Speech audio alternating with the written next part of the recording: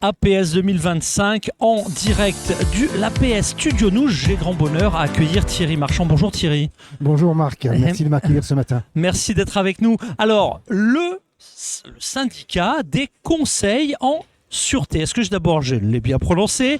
SCS pour les intimes, est-ce qu'on peut en dire deux mots?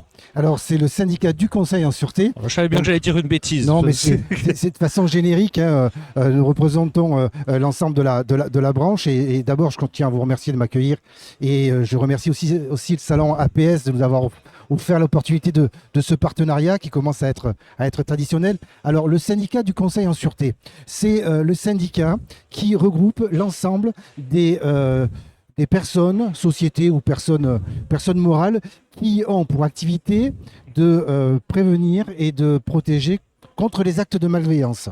Attention, ce sont des professionnels qui sont indépendants, autonomes, donc non rattachés à des activités plus de maintenance ou de construction, de fabrication. Donc ce sont vraiment des conseils au sens plein. Très bien. Alors, la tendance, on pourrait en passer pas mal de temps, mais je renvoie sur une conférence qui va se tenir aujourd'hui. Et le thème, justement, c'est la démarche d'architecte. Est-ce que c'est bien ça? Alors d'abord, puisque c'est dans la journée, on peut déjà faire un peu de promo. Le thème de la conférence, le contenu, puis les enjeux qu'il y a derrière, en fait.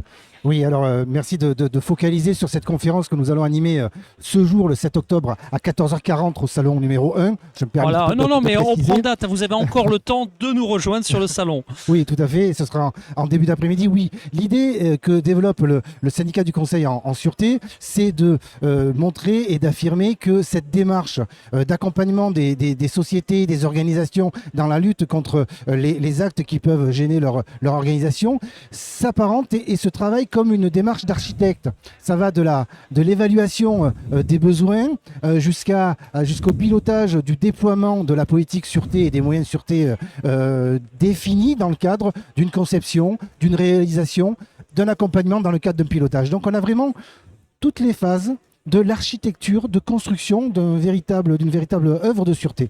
Voilà, la sûreté, donc on est loin de, je dirais, d'un travail comme ça d'amateurisme, de plus en plus de protocoles, d'organisation. Le mot architecte n'est pas trop fort. Pour en savoir plus, donc une conférence et puis tout au long de l'année un site web. Un site web effectivement que vous pouvez rejoindre, c'est www.scs